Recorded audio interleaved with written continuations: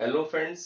आज से हम शुरू करने जा रहे हैं फॉर्म्स ऑफ लिटरेचर। इस सीरीज में हम स्टडी करेंगे डिफरेंट काइंड्स ऑफ लिटरेचर। उसमें आपकी पोएट्री हो सकती है, पोएट्री के प्रकार होंगे, ड्रामा होगा, ड्रामा के प्रकार होंगे, नॉवल, नॉवल के प्रकार।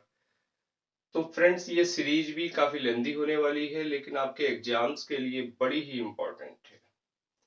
इसमें आज हम सबसे पहले बात करते हैं पोएट्री की। फ्रेंड्स, पोएट्री और पोएट्री की डिफरेंट डेफिनेशंस वहां टीजीटी पीजीटी में अक्सर पूछी जाती हैं। तो कुछ डिफरेंट जो डेफिनेशंस हैं उनको यह मैंने बताया है, बड़े सिंपल वे में आपको बताने की कोशिश की है। तो चलिए स्टार्ट करते हैं। देखिए, सबसे पहले अगर बात हम पोएम की करें, पोएम जिसका शाब्दिक अर्थ कविता होता है, आप जानते हैं ये वर्ड कहाँ से आया, इसकी ओरिजिन कहाँ से हुई। देखिए, जो इसकी ओरिजिन हुई है, मैं आपको बता दूं, एक ग्रीक वर्ड है पोइमा। इस पोइमा से ये वर्ड पोएम आया है एक्चुअल में, और इसका मतलब है पोइमा का समथिंग मेड और क्रिएटेड,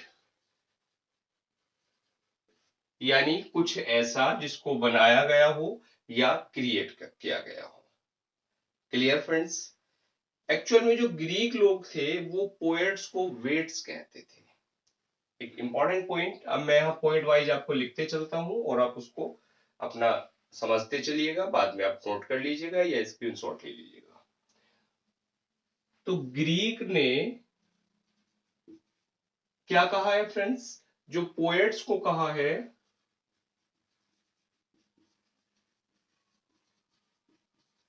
और वो कहा है वेट्स, वेट्स, वेट्स। और इस वेट्स का जो मीनिंग होता है वो होता है क्रिएटर और मेकर, क्रिएटर और मेकर। Clear friends?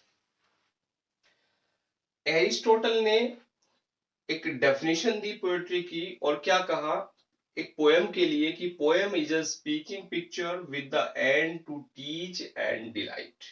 कि जो पोएम होती है वो एक स्पीकिंग पिक्चर, वो एक बोलती हुई चित्र होती है, बोलता हुआ चित्र होती है, जिसका जो अंत होता है वो सिखाना और प्रसन्नता देना होता है, खुशी देना होता है। Clear friends? तो एरिस्टोटल ने क्या कहा,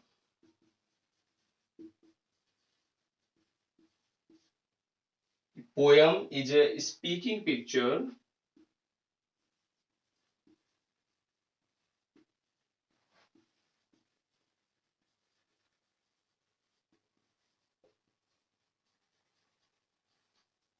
पोयम एक स्पीकिंग पिक्चर होती है विद द एंड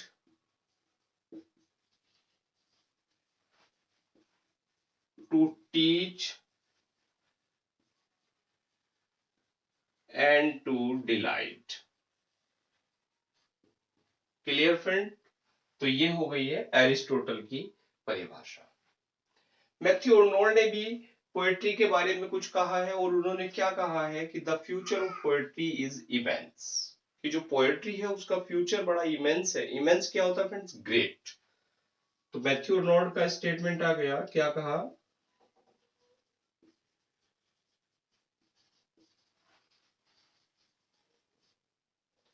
क्या कहा फ्रेंड्स, कि the future of poetry is immense.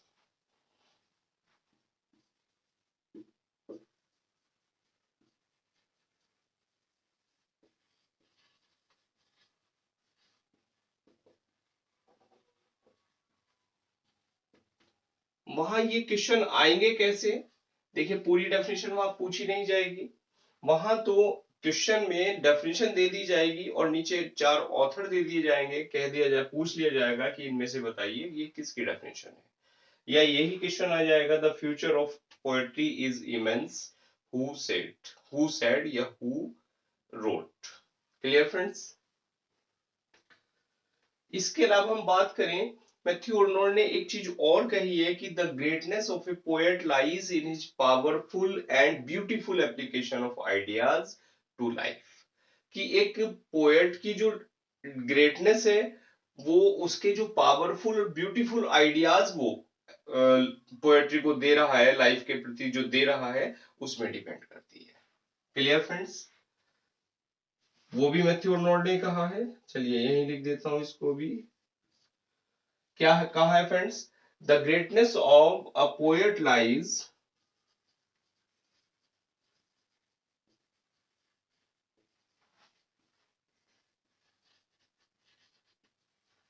कि एक पोएट की जो महानता है वो होती है इन हिज पावरफुल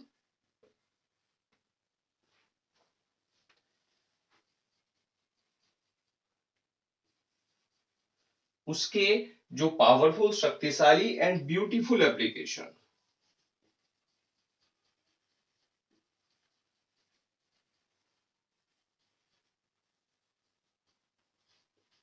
देखिए ब्यूटीफुल सुंदर, और एप्लीकेशन होता है प्रयोग, ऑफ लाइफ ऑफ आइडियाज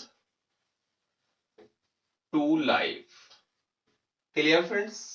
बड़ी अच्छी डेफिनेशन दी है आर्नोल्ड ने, जो कहा है the greatness of a poet lies कि एक पोएट की महानता होती है his powerful and beautiful application, कि जो आइडियाज टू लाइफ के जो एप्लीकेशन है वो कितने ब्यूटीफुल है और कितने पावरफुल है, इसी में एक पोएट की महानता है वो छिपी होती है। मैथ्यू अर्नोल्ड ने एक बात और कही है, उन्होंने कहा है poetry of revolt against moral ideas is poetry of revolt against life, कि जो मोरल आइडियाज के प्रति अगर कोई विद्रोह है पोएट्री का, वो विद्रोह वाली पोएट्री है, तो वास्तव में जो क्या होती है वो एक पोएट्री होती है जो लाइफ के अगेंस्ट होती है, जो जीवन के अगेंस्ट होती है। क्लियर? चलिए लिखता हूं मैं, उससे और आपको स्पष्ट हो जाएगा। आर्नोल्ड, ये भी आर्नोल्ड का स्टेटमेंट किया, poetry of revolt against moral ideas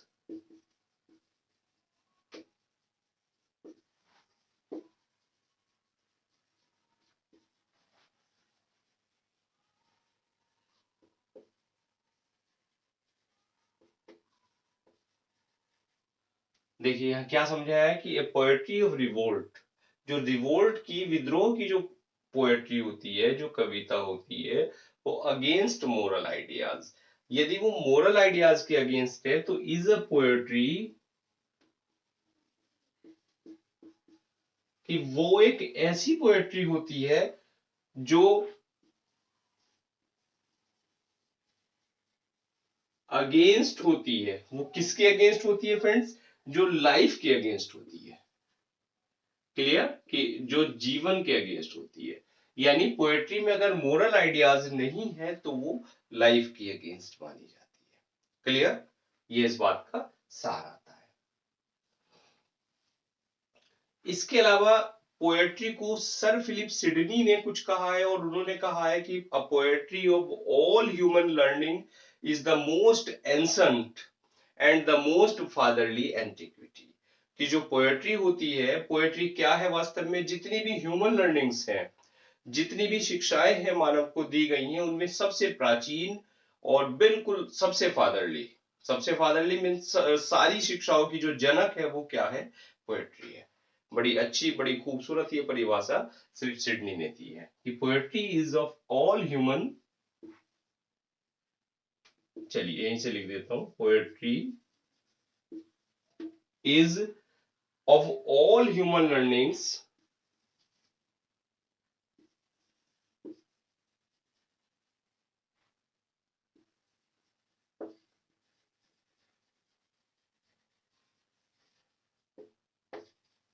is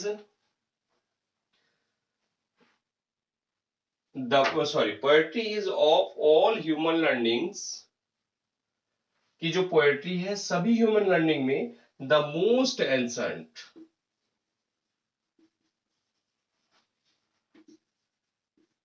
वो क्या है? वो सबसे प्राचीन है, एंड ऑफ मोस्ट फादरली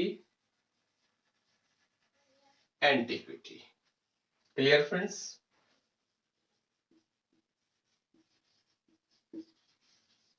अब इसको मैं एक्सप्लेन कर देता हूं, और ये किसने कहा है? सर फिलिप सिडनी ने। Clear friends? सिडनी स्पेलिंग देख लेना, SIDNEY है या SY है, वो देख लेना एक बार। Poetry is of all human learnings, कि सभी ह्यूमन लर्निंग्स में जो पोएट्री है वो क्या है, द मोस्ट एंसेंट, वो सबसे प्राचीन है, end of the most fatherly antiquity, और सभी शिक्षाओं की वो क्या है, एंटिक्विटी है। एंटिक्विटी कहते हैं प्राचीन, ये भी एंसेंट का सिनोनिम है एंटिक्विटी। तो वो क्या है, फादरली एंटिक्विटी मीन्स सबकी वो क्या है, सबसे प्राचीन, वो सबकी जनक है। अब देखिए जो गूसन था, एक राइटर है गूसन, गूसन ने क्या कहा है फ्रेंड्स, गूसन ने एक स्टेटमेंट दिया और उन्होंने पोएट्स की निंदा की, denounce poets as fathers of lies. उन्होंने पोएट्स को क्या कहा, फादर्स ऑफ लाइज, कि वो तो जो झूठे होते हैं, झूठों के भी पिता होते हैं। कौन फ्रेंड्स? तो गूसन डिनाउंसेस पोएट्स, कैसे डिनाउंस किया है, saying as fathers of lies. Clear friends? तो क्वेश्चन आएगा, who said, who denounce poets as father of lies, कि किसने पोएट्स की ये निंदा की है कि वो तो झूठों के पिता हो। देखिए बात फादर की हो रही है, तो ये भी मैं बता दूं आपको, अब जानते भी होंगे कि फादर ऑफ इंग्लिश पोएट्री किसको कहा जाता है। देखिए चौसर को फादर ऑफ इंग्लिश पोएट्री कहा, और किसने कहा, मैथ्यू आर्नोल्ड ने कहा। तो एक क्वेश्चन और बन के आता है आपका, Arnold called Chaucer father of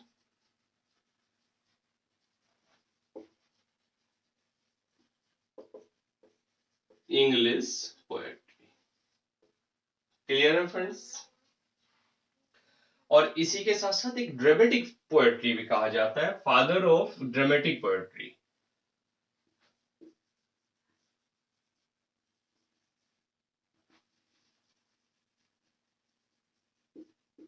ये शायद आप ना जानते हो, किसको कहा जाता है फादर ऑफ ड्रामेटिक पोएट्री, ये कहा जाता है फ्रेंड्स मार्लोक को, father of dramatic. Grandfather of English novel किसको कहा जाता है, ये भी चौसर को कहा जाता है।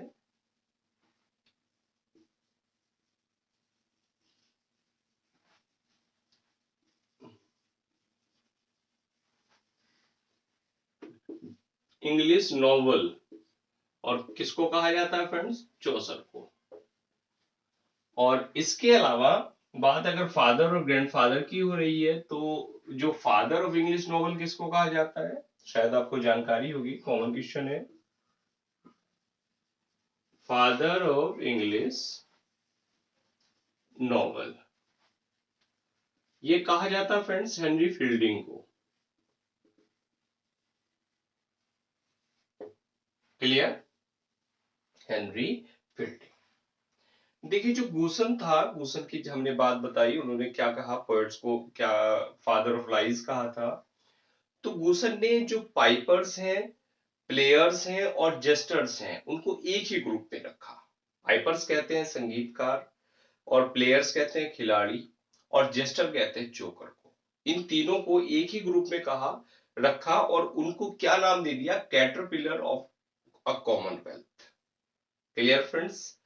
तो एक यहाँ इंपॉर्टेंट क्वेश्चन ये भी बनाता है कि who puts poets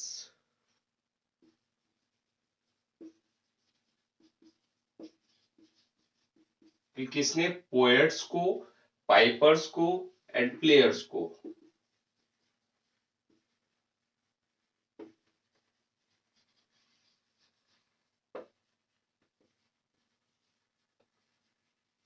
in a group, clear friends, and called them,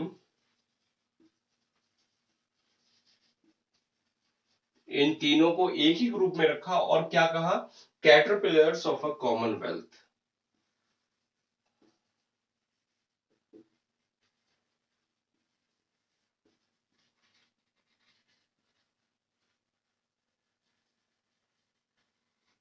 और किसने कहा ये? गोस्वन। देखिए एक बार और मीनिंग समझा दूं मैं। पोएट्स जानते हैं आप, पाइपर्स कहते हैं म्यूजिशियन, संगीतकार, क्लियर। और प्लेयर्स होते हैं फ्रेंड्स खिलाड़ी। प्लेयर, पाइपर, और सॉरी इसमें चार चीजें थी। एक तो फ्रेंड्स पाइपर, पोएट्स हो गया, पाइपर हो गया, प्लेयर्स हो गया, और एक चीज और छूट गई है, वो कहा था फ्रेंड्स जेस्टर को। और जेस्टर्स क्या होते हैं? जेस्टर्स होते हैं फ्रेंड्स जोकर। यानी poets, piper, players and jester, इन सबको एक ग्रुप में रख दिया। और रखने के बाद क्या कह दिया उनको? Caterpillar of Commonwealth. और कैटरपिलर क्या होते हैं? कैटरपिलर कहते हैं फ्रेंड्स लार्वा को। जो आपका बटरफ्लाई का लार्वा होता है, तितली का, उसको कैटरपिलर कहा जाता है। कॉमन वेल्थ के कैटरपिलर इनको सर फिलिप सिडनी ने एक बड़ी सुंदर बात कही है।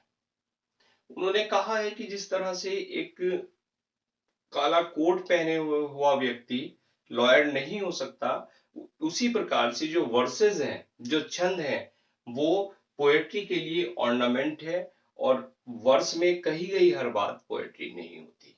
Clear friends? तो क्या कहा उन्होंने? देखिए, verse is only an ornament, is only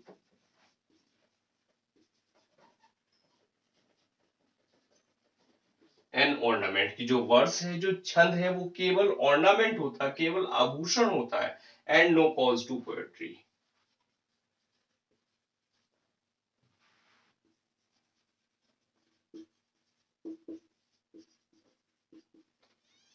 वो क्या है? वो पोएट्री के लिए कोई कंपल्सन नहीं है, कोई कॉज नहीं है। और वो किसने कहा फ्रेंड्स? सिडनी ने। इसके अलावा और दूसरी डेफिनेशंस की अगर हम बात करें, तो पोएट्री को कहा है क्रिटिसिज्म ऑफ लाइफ।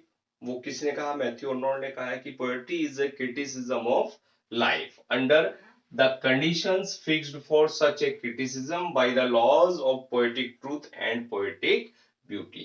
कि पोएटिक ट्रूथ और पोएटिक ब्यूटी में जो बंधा हुआ क्रिटिसिज्म है, वो क्या है?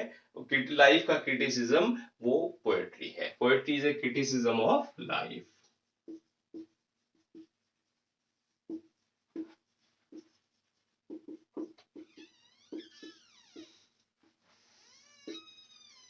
by said by Matthew Arnold। देखिए, पोएट्स को अनएक्नॉलेज्ड लेजिस्लेचर भी कहा है। और वो किसने कहा है? वो कहा है पीबी शैली ने। Poets are the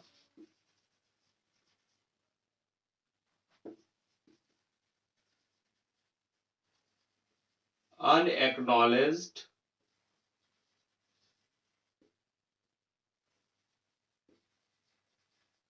legislatures of the world। Unacknowledged, unacknowledged का मतलब होता है अनऑथराइज्ड। लेजिस्लेचर होता है फ्रेंड्स, क्या होता है? किसी भी देश में जो कानून बनाने वाले होते हैं, वो लेजिस्लेटर कहलाते हैं। तो जो लेजिस्लेटर्स हैं, मीन्स कानून निर्माता। और कैसे कानून निर्माता? अनऑथराइज्ड। क्लियर? ऑथराइज तो वो होते हैं जो किसी भी देश की पार्लियामेंट में होते हैं। तो पोएट्स को अनएक्नॉलेज्ड लेजिस्लेटर, वो किसने कहा है? वो कहा है पीबी शैली ने। Clear friends? पोएट्री को एक्सप्रेशन ऑफ इमेजिनेशन कहा है। पीबी शैली ने कहा है कि पोएट्री इज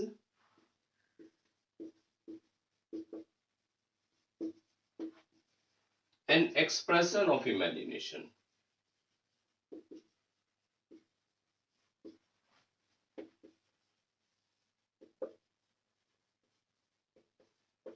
कि जो हमारी इमेजिनेशंस हैं फ्रेंड्स, उन इमेजिनेशंस का जो एक्सप्रेशन है, वो क्या है? वो पोएट्री है। क्लियर? और किसने कहा है? ये शैली ने। इसके अलावा विलियम वर्ड्सवर्थ ने भी पोएट्री की एक डेफिनेशन दी, बड़ी प्यारी ही डेफिनेशन दी उन्होंने। उन्होंने कहा poetry is a spontaneous overflow of powerful feelings.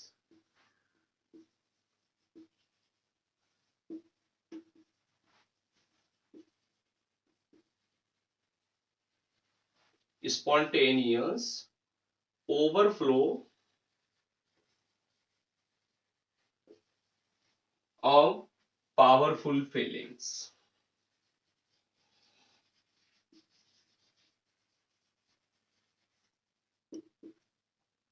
Clear friends?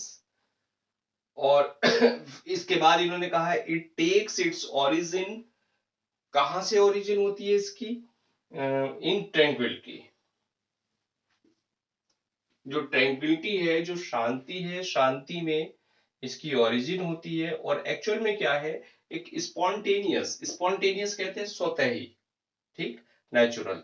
Overflow यानी बाहर निकलना, और पावरफुल फीलिंग्स, कि हमारी जो फीलिंग्स हैं, जो पावरफुल फीलिंग्स हैं, जब वो स्वतः ही बाहर निकल आती हैं तो वो एक पोएट्री का रूप ले लेती है। ये किसने कहा? ये विलियम वर्ड्सवर्थ ने कहा।